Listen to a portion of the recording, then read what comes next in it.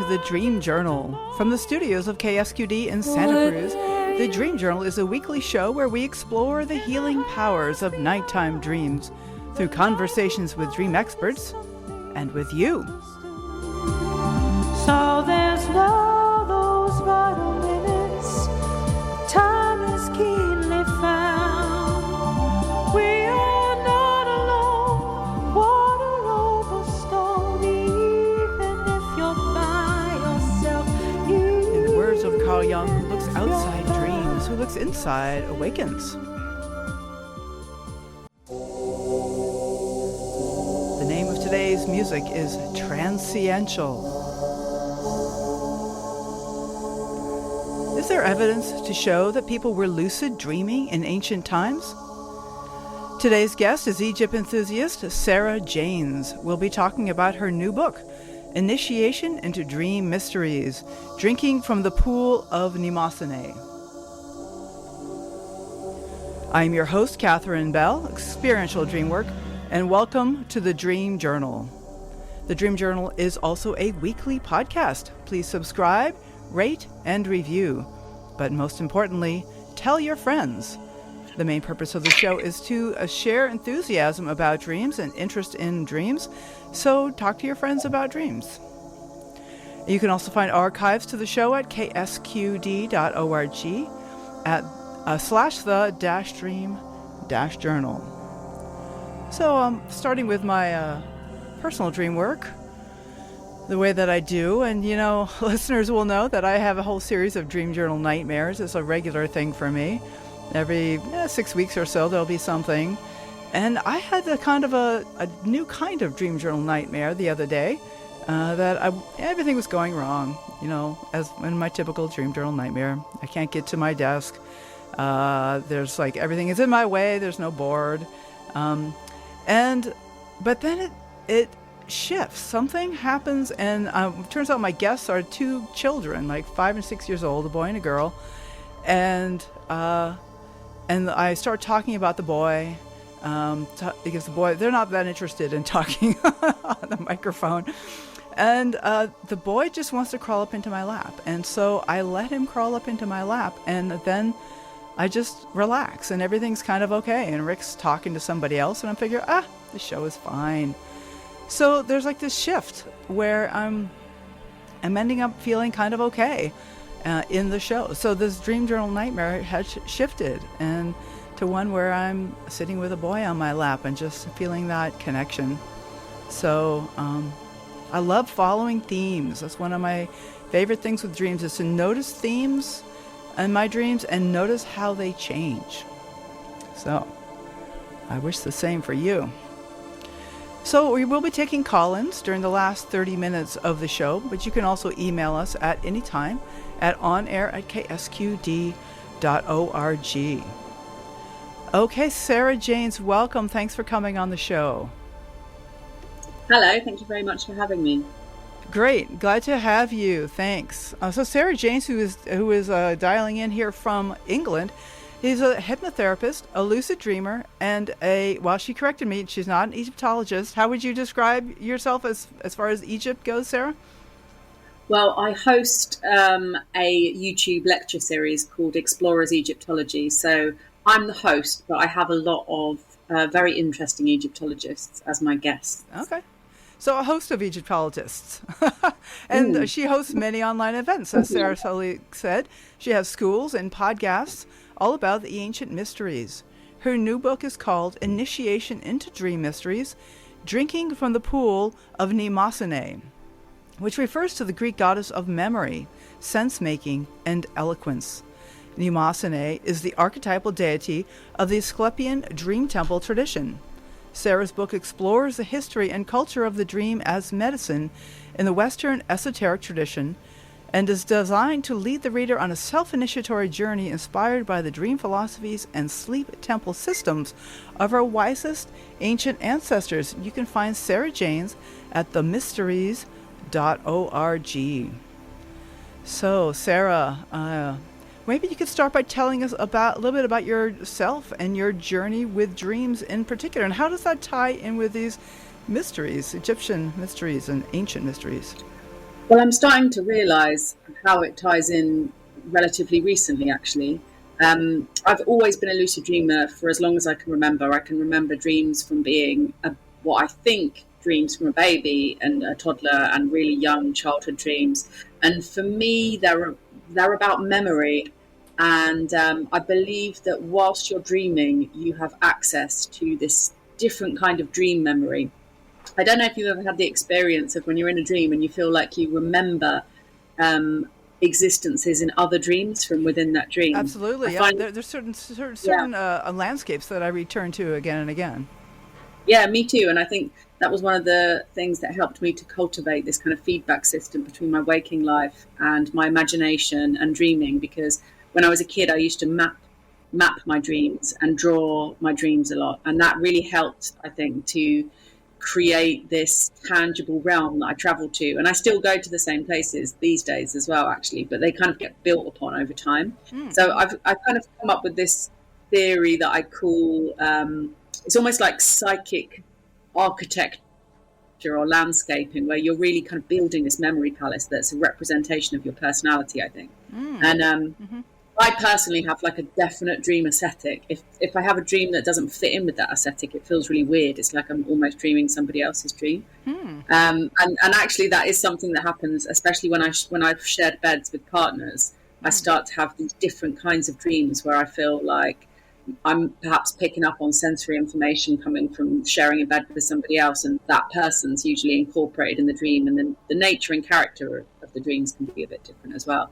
So I experience lucid dreams quite a lot. I distinctly remember having a lucid dream and recognizing it as being something very different. And one of the things I'm most interested in with regards to lucid dreaming is this element of divinity that they seem to have, this kind of bodily, spiritual sensation of ecstasy and bliss that's associated with the lucid experience. And what I'm recognizing from reading a lot of these ancient dream descriptions, where ancient people have written down their dream experiences, is that this divinity is something that was experienced in the ancient world as well, and that helped to categorize a dream as being of a divine nature. And I feel like there's an element of lucidity, which is the divine nature of being an omnipotent creative force within the dream realm, which I absolutely love and I never get bored of.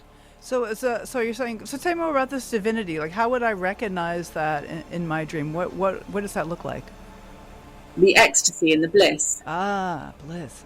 Okay. Yeah, like I mean, I get like a really strong sensation of like awe and pleasure and ecstasy and kind of wonder at being, because I think one of the most amazing things about lucidity, and I think lucidity is a sort of spectrum, and lucidity isn't for me like perhaps the best description of the experience. And I love this idea from the ancient world that there were divine dreams and then ordinary dreams. And in the divine dreams, you had contact, usually with a divine entity, a god or a goddess.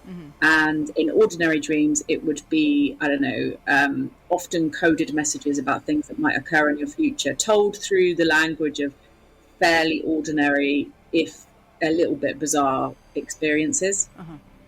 So I want to distinguish here. So we have lucid dreams and non-lucid dreams, and divine dreams and non-divine dreams. Maybe call them mundane dreams. Are they correlated? Like, is it more likely that a lucid dream is a divine dream? That sort of thing. I think so. I mean, Okay. when you think about the practices of dream incubation in the ancient world, and this, even the entire culture that they built around divine dreams, with the sleep temples in ancient Greece and with the temple sleep in Egypt and the ancient Near East, there is this idea of having an encounter with a god or goddess would obviously be the goal. Yeah. And when you read the descriptions of, say, for example, there's a beautiful description of a man called Ikwi in ancient Egypt having an encounter with the goddess Hathor, who's the goddess of beauty, music, sex, pleasure, and dancing. And this is during the festival of drunkenness. And he has drunkenness. yeah, the festival of drunkenness, which was I've learned a little bit about the festival of drunkenness recently from my friend Dora Goldsmith, who's an incredible Egyptologist. She's actually an experimental Egyptologist who her specialism is recreating ancient perfumes. So she's worked on Cleopatra's supposedly favorite perfume, the Mendesian, And she was telling me about the Festival of Drunkenness and how it was a great sort of status to say that you were conceived on the floor of the Hall of Drunkenness. So in a sort of drug-addled, frenzied lovemaking session, that was like the ideal ideal conception moment for conception. Well, You I'm were thinking blessed. like Dionysus and the Bacchanalia, Yeah, and something yeah. about the divine madness.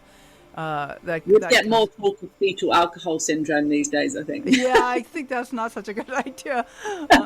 But there's something about like reproducing the dreaming state in a waking life, perhaps here that sort of crazy disconnected Yeah. way that dreams can be. So I wonder if we want to talk a little bit here about the Asklepion Dream Temple and what that is, and maybe just to describe for the listeners what it is. And I love the whole idea of the experimental Egyptologist, and I wonder if there's practices from the Asklepion Dream Temple that we can do also in modern times in our lives.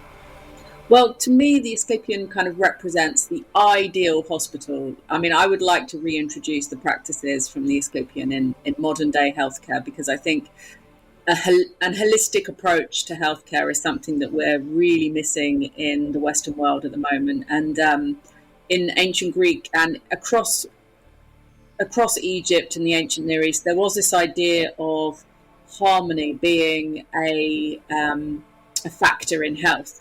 And so the Asklepions were like beautiful sanctuaries. I mean, they were the primary health sanctuaries of the ancient Hellenic world. So they were successful, and they continued to serve people for, I think, about 2,000 years. There were about 300 to 400 Asklepions around the ancient Greek world. And they were really like this kind of high developmental evolution of this idea of temple sleep, that you could dream of the gods, and the gods could heal you or reveal the future to you if you slept in their temple, if you slept in their sacred precincts. Mm-hmm. So this was really like a purpose-built sanctuary. So when you went there, you would have to go through various rituals of purification, purgative and cathartic exercises and expression. So a lot of this is about trauma treatment, psychological treatment. So if you're feeling frustrated, or if you're feeling upset and angry, these are all things that could have ramifications for your physical health. Yeah. So all of these things were dealt with. And also I always sort of describe Asclepius, he's the dream healing god, the son of Apollo. So he's a sort of semi-divine figure whose mother was a mortal. And as is sort of like typical of these healer gods, actually, they have this sort of human quality, even though it's in the background somewhat with Asclepius, because he later on gets turned into a constellation when Zeus has to retract his killing of Asclepius. Zeus gets angry with Asclepius basically because he starts bringing people back from the dead, and that's that's something that the gods are supposed to do. But after Apollo's pleading, Zeus makes him into the constellation of Ophiuchus, which is the serpent bearer constellation. So Ophiuchus, I've heard. Yeah. As I would say. So Asclepius is this dream healer character, and his symbol is the serpent entwined staff. And to me, this sort of seems almost like a kind of Kundalini awakening healing approach, that by purifying and exercising and purging the body, you come into alignment with your kind of natural and your perfected self. You know, there's this idea of if you rid the body, and I guess it's a sort of shamanic way, a shamanic approach to healing in a way, that these diseases and these illnesses come from the gods, and therefore they can be released by the gods as well. So a disease and an illness is seen as coming from outside forces, and it's something that can be released and purged. So fasting, purification, catharsis, an incredibly beautiful natural site usually where there's lots of natural springs. And I describe Asclepius as a kind of proto Wim Hof type figure, because cold water bathing was really important. So you can see that all of the kind of encouragement that you might need to promote self-healing mechanisms and boost the immune system is definitely there. So I think on a really practical level, these places could have been like beautiful, relaxing spa type places where there was often a lot of music. There was particular kinds of healing songs that were sung to petition the gods to come down and heal the people in the sanctuary. The sanctuaries themselves were surrounded by sacred groves. So there's very much this idea that within the inner sanctum, within the sacred precinct, you're in divine territory. It's there's definitely this sense that this space has been divinized, and by entering into it, you're absorbing that power anyway. Right. So I love this description. I have never heard this described quite like this. That this is like like people would go to a spa or to for a healing, catch the healing waters, but then incorporating as well the idea of dreaming and invoking the gods. Yeah, absolutely. And then the ultimate healing activity is this divine dream that you would be kind of primed for during your stay there. And there are varying lengths of stays. People might be there for a couple of months, and then some people might just be there for a few days. But you're primed to have this healing dream experience. And then in the dream, and there are testimonies to these positive dream experiences that people were having, and bearing in mind this was a very sort of long-lived tradition. It only really stopped occurring when the sort of early Roman Christian zealots smashed all the Asklepions and tried to destroy any kind of pagan worship anywhere in the Roman and the Greek world. So there's this idea that you have a dream encounter, and bearing in mind as well that you could encounter one of the theriomorphic, or the animal forms of Asclepius, and that would do just as well. So snakes and dogs were his animal forms, and snakes and dogs would often be allowed to roam free around these temple sites as well. So as you can imagine, you're quite likely to dream about a snake or a dog if you're in a temple that's full of them. Right. So the idea is, and this is one of the things I'm most interested in exploring, is can a faith healing response be activated in particularly in a lucid dream state, and have spontaneous faith healing type responses, so self-healing being activated by a dream event. And I think it's possible. I mean, I always use the example of, people can have orgasms and wet dreams in response to dream action and an erotic dream encounter. So if they are healed in a dream, like say for example Asclepius lays his radiant hands on your body and you feel light pouring through your body, can that have real biophysical responses as well? I mean, bearing in mind as well that during sleep and dreaming phases, you have your certain genes are switched on that are never switched on during ordinary wakefulness, that are implicated and associated with the homeostasis processes that go on in our bodies every night. So this is why our cells repair themselves, why our cells detoxify, why every single night is this kind of reconfiguration and this detoxification process that we go through. And I really do believe that if we are somehow conscious of ourselves within dreams, and something magical and healing occurs in a dream, that might somehow provoke a self-healing mechanism as a response, because you're in this incredibly deep state of mind-body entanglement. Right. And so you're talking about the idea that you're hinting at is lucid dreaming. You can actually invoke this kind of a healing process if you have a lucid dream, and can summon these kind of elements. And I do actually want to just jump in and say the snakes and dogs are extremely common images in any dream, whether lucid or not, or healing or not. So it's interesting to consider that there's some healing element present whenever they are there. So I've always found them to be powerful dream symbols as well. So, but now as far as like the lucid thing, you think that there's a way that we can induce this? Certainly many people have talked about receiving healing in their dreams. We've had a few on the show. And I know that that's something that I don't know people have necessarily associated with the Asklepion tradition. Yeah, I mean, I think that one of the things that happens within academia, and I'm not an academic, is that, like, so for example, I've interviewed two experts on ancient Egyptian dream interpretation, and having had chats with them kind of off air, I've asked them about their own dream lives, and one of them has a lot of nightmares, and the other one says he doesn't remember his dreams. So Interesting. for me, I think there's something unique. I occupy this niche where I'm very interested in academic rigor, and I really want to know all the details and I want to know all the context. But I have also this experience of having amazing lucid dreams myself. So when I look at some of these texts, there are elements in them that I really resonate with and I feel intuitive about because of my own dream experiences. Right. And I just really enjoy that. I think I have some special insight in it because of the fact that I have such a good relationship with dreams, and I've thought about dreams my entire life. I've been pretty obsessed with dreams since I was a kid because they were so meaningful to me. So what are some of the clues? I mean, one of the things you've already been talking about is the environment of the Asklepion Temple itself, being in a beautiful, harmonious place, and that there's a kind of a incubation towards healing there already. And I'm wondering, well, number one, what kind of evidence is there for lucid dreaming in Egypt? You've touched on a bit of that.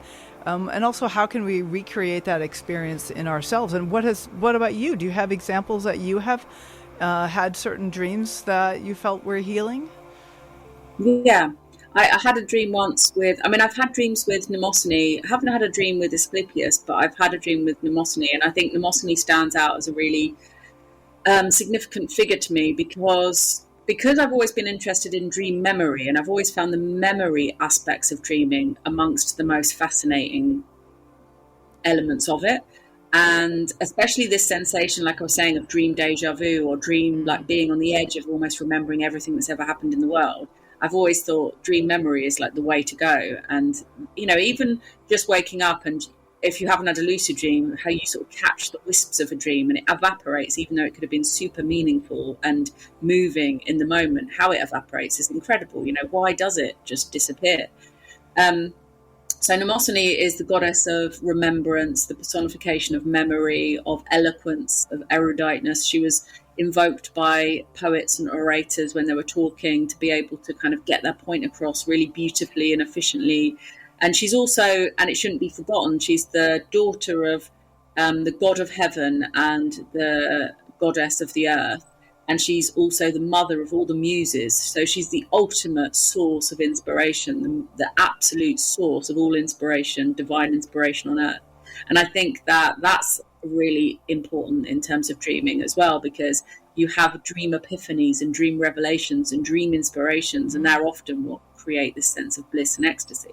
So she was invoked quite often in the Asklepions in the final ritual before entering into this divine dream, where you would have a fumigation of frankincense and you would invoke the goddess's assistance so that you could remember the dream that you're about to encounter.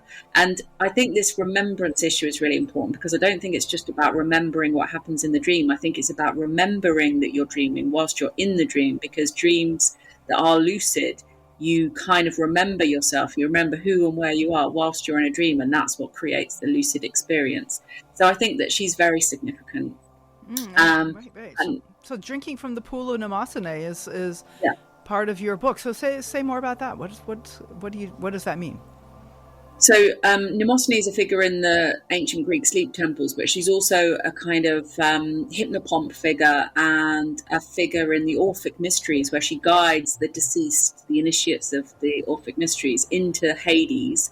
And she tells you that you shouldn't drink from the water of Lethe. Lethe is forgetting, and it's her sister, the personification of forgetting. And you don't want to drink from that, even though you're really, really parched and thirsty because you're dead. And you walk past this gushing, delicious-looking stream, because that's a trick. That's the water of forgetfulness, and you don't want to drink it. And you carry on to meet Mnemosyne, who's the guardian of the waters of memory. And you have to say to her, "Permit me to drink from the water of memory, so that I may take my place amongst the other initiates." And you have to state that you are a child of the earth and starry heaven. So a lot of it's about acknowledging your divine origins. Right. Okay. That's certainly the forgetting as we pass into into death is paralleled with the forgetting as we in the dreaming world. In the dreaming world, there's often a lot of forgetting, of not recognizing when things are odd, like just being in the moment, like without any memory of what might have happened in the past. And certainly when we wake up from a dream, there's often a tremendous forgetting of what the actual dream was. And so the whole thing with Mnemosyne is about remembrance, as you say. Yeah, absolutely. And I think that with regards to remembering, and with regards to, like, as you say, the death spirit experiences you're passing on to the other side, that fits in with kind of Buddhist ideas of dreaming being training for dying. Yes. And as a child, I remember thinking that, especially lucid dreaming, that if I could always remember my dreams, then I could somehow transcend the forgetfulness of dying, because who knows where you go when you die, and who knows what that experience is like. But if you're familiar with holding on to that thread of conscious awareness, maybe the goal is to have a conscious death where you don't die in fear and forgetfulness. That's really beautiful. That's really, really profound. So there's like this is incredibly important. If this is something, this is something that certainly ancients have talked about, like the Tibetan dream yoga, something this reminds me of quite a bit. So this is something that would then be very important and spiritually to retain that memory. Yeah, absolutely. And I think the prevalence of dream texts and the idea of dreaming and dream used as a narrative device hints at the fact that ancient people were more familiar with the dream state and obviously held it in high regard. Right. Well, we're going to take a short break, but when we come back, I want to talk more about the power of story to influence dreaming and how we use dream fiction films and narrative to invoke that in our modern world. Also, how do you have good dreams? And so we're listening today. This is Sara Janes. This is the Dream Journal.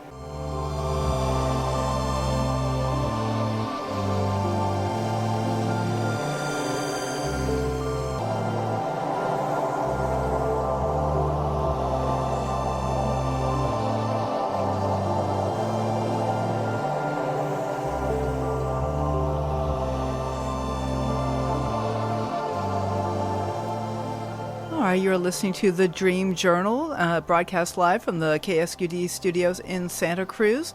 My name is Catherine Bell, and my guest today is Sara Janes, an Egypt enthusiast from England, who is talking today about her new book, Initiation into Dream Mysteries, Drinking from the Pool of Mnemosyne.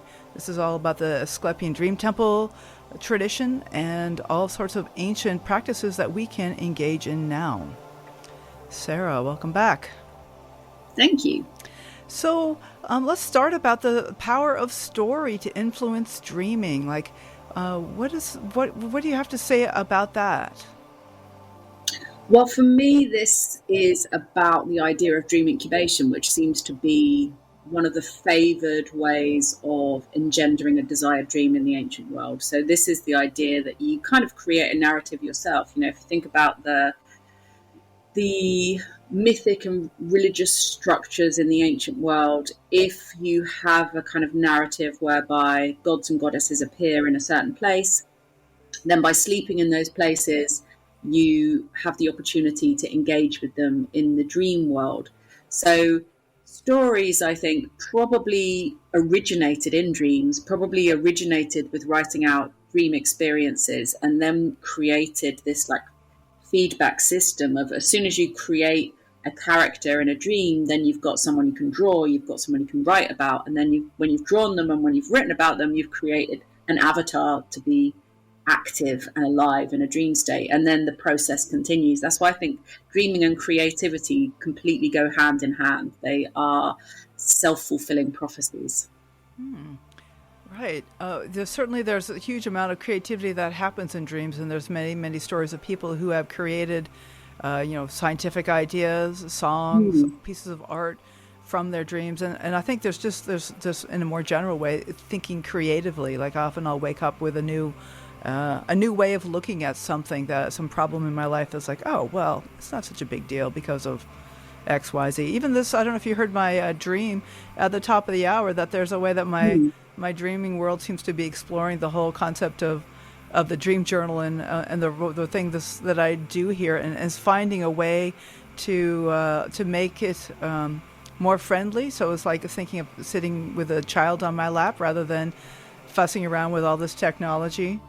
That there's been some kind of evolution through this dream through my dreams is coming into waking life as well. Well, dreams have that fantastic potential, I think, to give you an overview of a situation, because, in dream theory, where you're every single element of the dream, you have this opportunity of multiple perspectives. You're kind of all seeing. You can see from everyone's point of view. You can feel yourself in any dream character, even in a landform or a house. So I think, like experienced lucid dreamers, the overview effect is really great for people psychologically. It's one of those things that's being kind of triumphed in the psychedelic experiences as well, that they give you this overview effect. So you get more perspective on a situation. You can see things from other people's points of view. It gives you more empathy. And that's one of the interesting things about stories, actually, as well, that I think they do help. Narrative and story helps to cultivate empathy, because you live a life through a character's eyes. You can have empathy for characters, and you engage with a book with your emotions and your memories, which is how dreaming works as well. So I think there's, I've always been a huge fan of reading stories and of reading fiction and reading novels. And I talk to quite a few people who tell me they don't read novels anymore because they just want to learn stuff and they just want to read nonfiction. And I actually would say that I think I've learned more in my life from reading fiction than anything else, because I think it puts you in the mind of a character. And especially if, say, that is a character reflecting in a particular historical time period, or just in in any kind of interesting life, you learn more because you're engaging emotionally with a character, I think. Than reading, for me personally. And I mean, it's something that I think is split down the sexes a little bit. A lot more men tell me they never read fiction, and women seem to be more into it. Well, I think the things that I feel like I'm learning from stories are often kind of social, emotional, rather than like facts or like things about the world. But there's certainly a lot of opening. Like, I'm a big fan of Octavia Butler and her stories about the future, the near future sometimes, and it really has got me thinking about the different possibilities and the different perspectives for being in different socioeconomic position or racial position than I am. Yeah, absolutely. It really does increase. That's great. I mean, it's a fantastic way to cultivate empathy and understanding, where you're really hearing somebody's firsthand story, I think. And this is why I wanted to incorporate narrative into my book, because I love writing stories. And I wanted to go through the processes of dream incubation myself to get what I felt were divine, meaningful narratives that, because they're very rich in dream symbolism, because they've come from my real dreams, will hopefully influence the dreams of the readers. And I find that when I do read a book, and there's evidence for this within neuroscience as well, that when you read a book and you really fully engage with a story, you lay down neural pathways that are associated with kind of imaginatively living out that story. So your brain changes when you read fiction, and perhaps that doesn't happen in the same way when you read nonfiction. So I do think that both dreaming and reading fiction has this neurogenesis potential, and that you could when we have potent, meaningful, life-changing dream experiences, they absolutely affect our everyday life. Very much so. And, most of the dreams that we have, we don't remember, because if we remember a couple of dreams a night, then that's a lot. And yet we're having 5 or 6 a night. And I wonder if these narratives, even the narratives we don't remember, are still having an effect on us, that they're still training our neural pathways and expanding our perspectives, even if we don't remember them. I think we can enhance the dream by working with it in waking life, but even the dreaming process itself surely has this the same power. Yeah, I think that's amazing. That's why I'm so interested in the memory aspect of dreaming, because, as you say, I went through this process of doing like really intensive night journaling. And the more you do write down your dreams, as you'll know, the more you remember. It Yeah. absolutely creates this feedback system of memory. And one of the practices that I use to help people remember their dreams in my workshop is to write down their daily life as if it were a dream. So to think about it in terms of, oh, I saw this white cat on the road. What does a white cat symbolize to me? And when you start to think about your life in that way, then it does definitely start to impact your dreaming. And if you thinking about your life in that kind of symbolic way, with ancient people whose lives were really steeped in symbolism, in a superstition, and with luck and divination and oracles, they would have viewed everything in their life in that symbolic way. So it makes complete sense that that would be transferred into the dream state. And then perhaps it makes sense as well that they would be more able to be aware and remember the things that happened in their dreams. Oh, that's very interesting. I want to give out the phone number one more time. There's still time for a caller, and the number is 831-900-5773. If you'd like to share a dream or ask a question. I love this idea of practicing to have more vivid dreams, to write down more vivid dreams by practicing writing down waking life experiences, because the things we pay attention to are very interesting in waking life. That there's so many things that I'm looking at right now, but what is it that stands out for me? And it's the same with the dreams. Like, what is it that stands out? And so to practice by writing down a waking life experience seems like a wonderful way. I've never heard that as a way of increasing dream recall.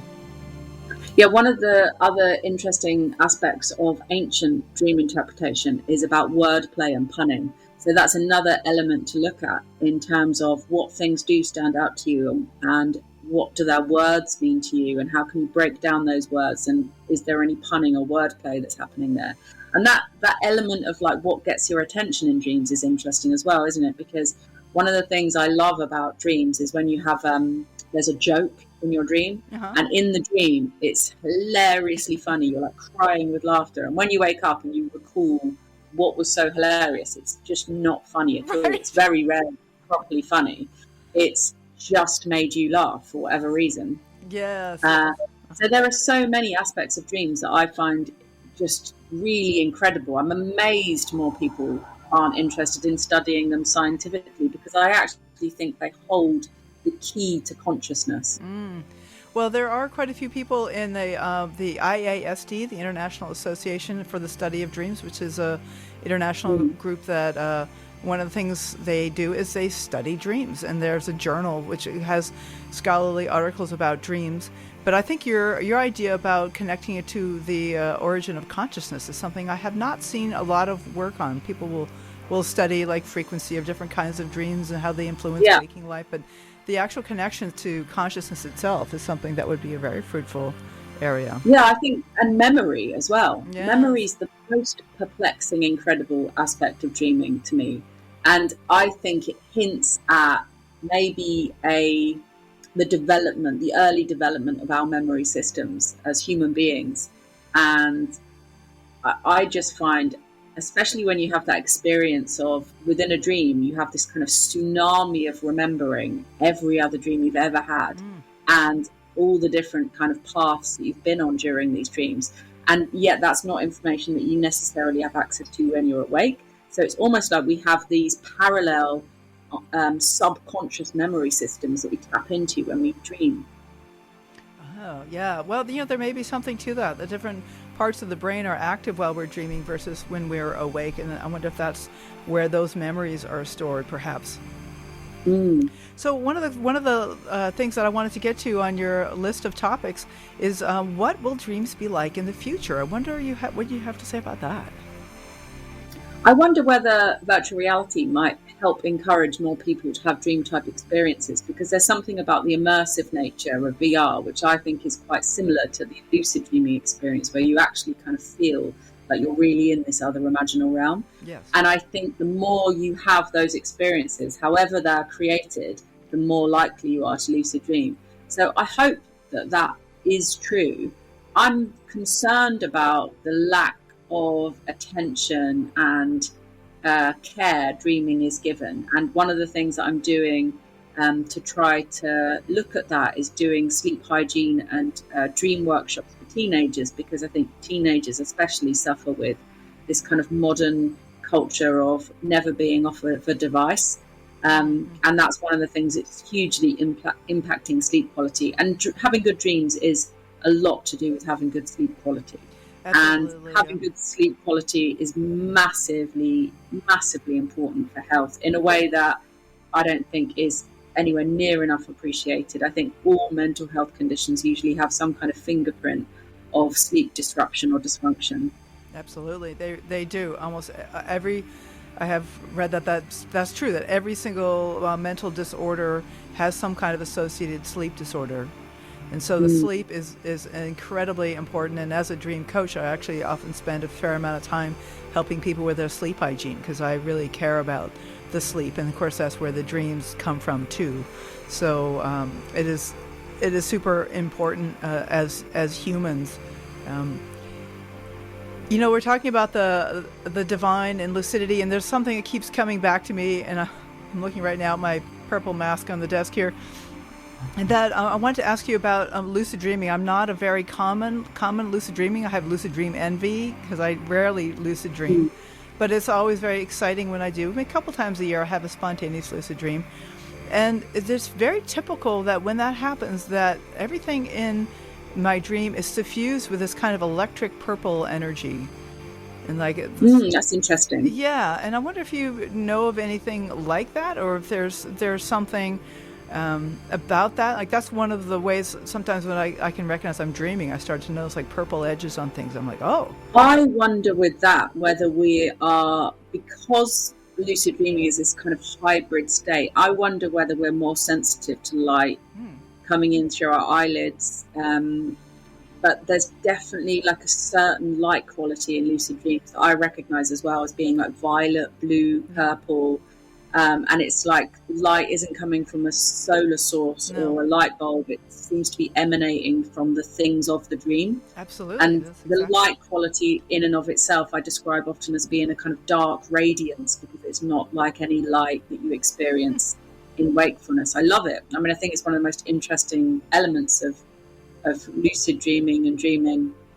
Lucid dreaming does often occur during afternoon naps for people. And I think with incubation, because you're setting an intention to have a particular dream, you're more likely to become lucid.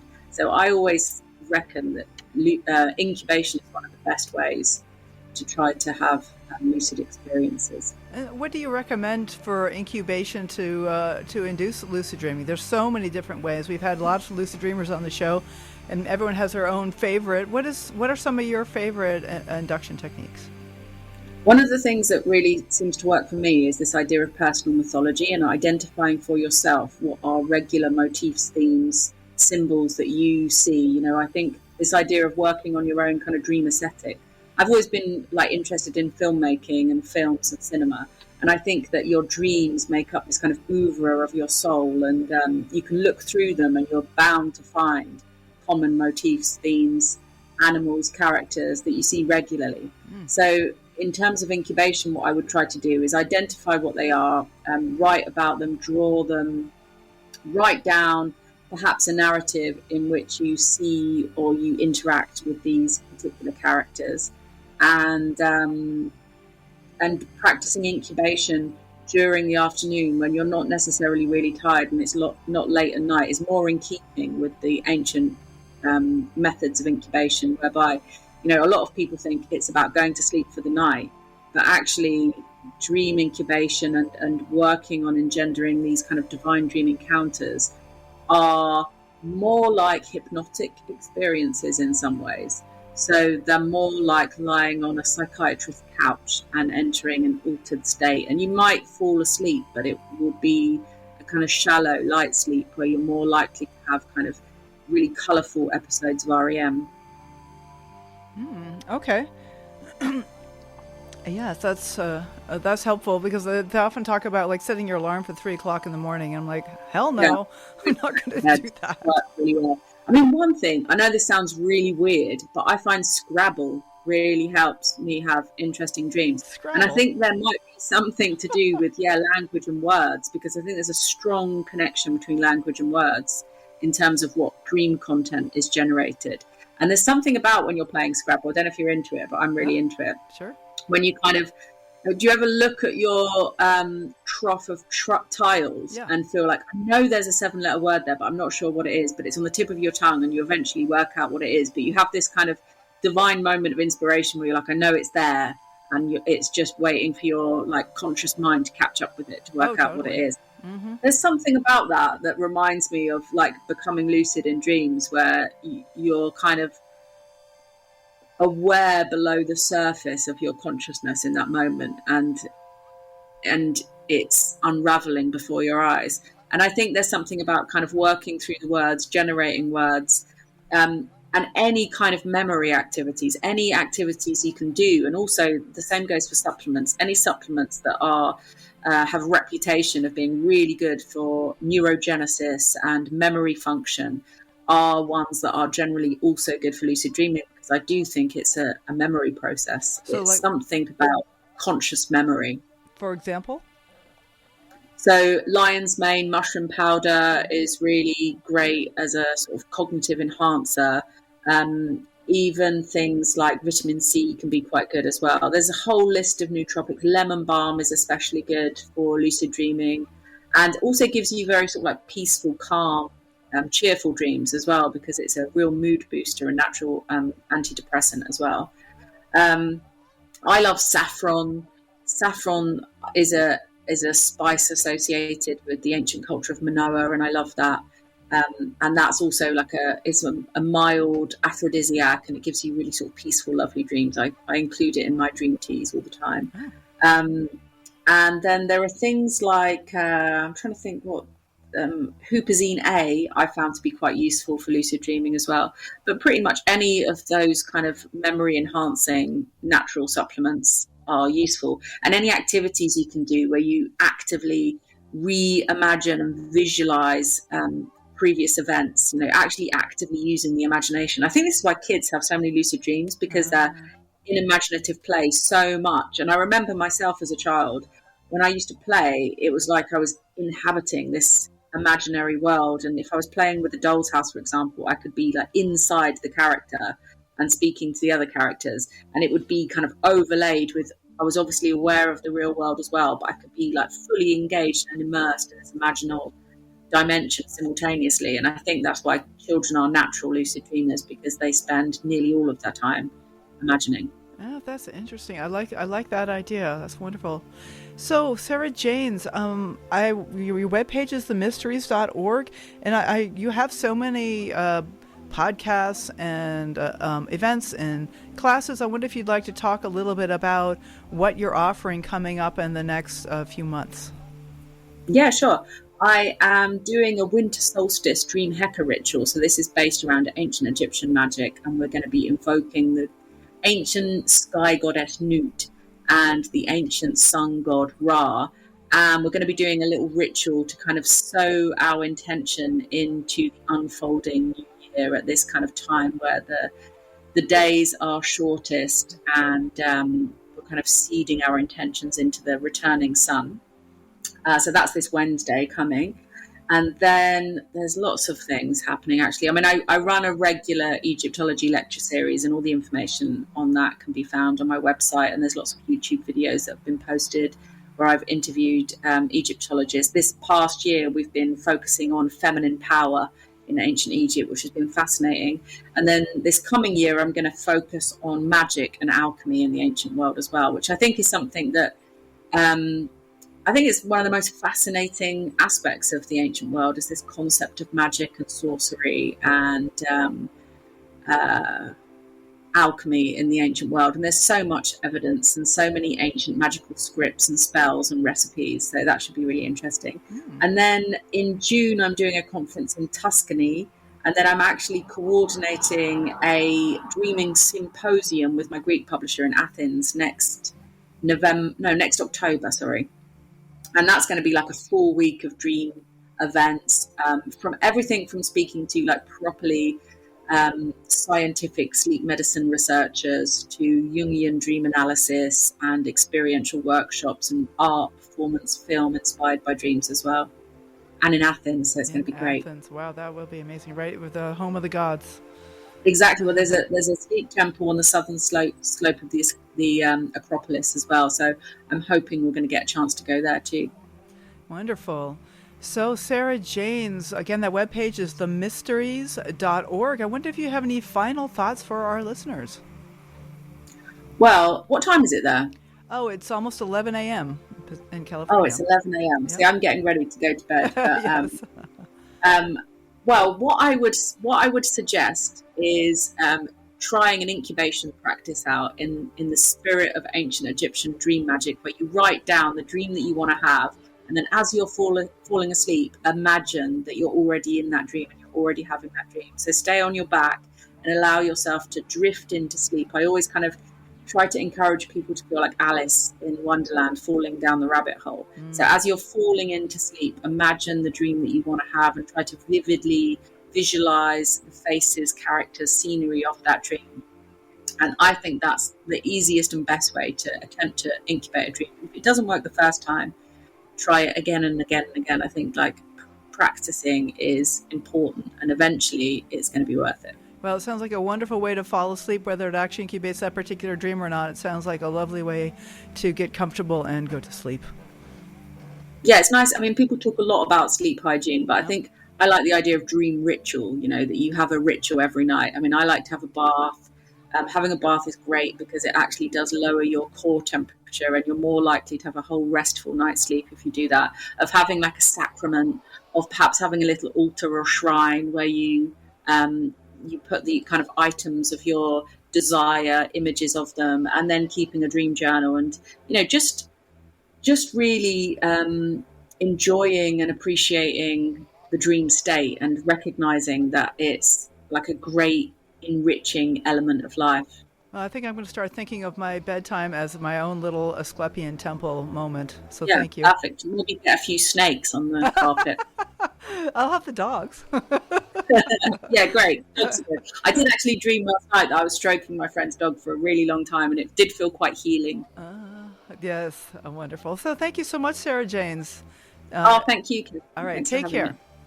Yeah, you too. Bye-bye. Bye now. So next week we will have a Christmas Eve special with Carol Oxman, who will be talking about biblical dream stories and what they can tell us about understanding our own dreams. If you want to join the conversation live, you can tune in Saturday morning at 10 a.m. Pacific at the ksqd.org live stream. The podcast replay, as always, will be released on Monday following the show. I'm Catherine Bell, and this has been the Dream Journal. Thanks for listening. Find out more about my own dream coaching practice at experientialdreamwork.com. You can email me at catherine@ksqd.org. That's katherine@ksqd.org. The Dream Journal is produced at the studios of KSQD in Santa Cruz, California. Archives and 24/7 live stream at ksqd.org. Remember to subscribe, rate, and review. I'd like to thank Rick Cluffel, engineer and music creator. You can find the ambient music you heard today at pandemiad.com. I'd like to thank Tony Russamano, Eva Milady.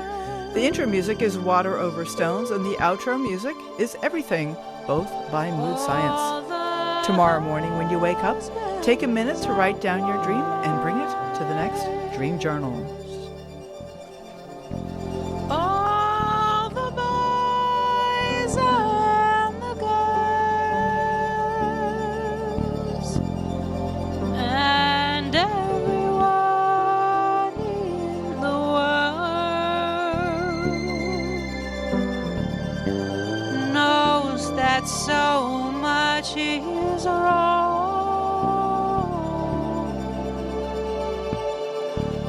but much more is right.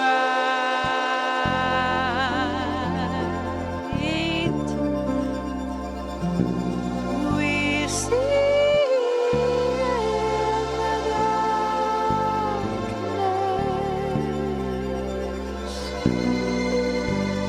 by shining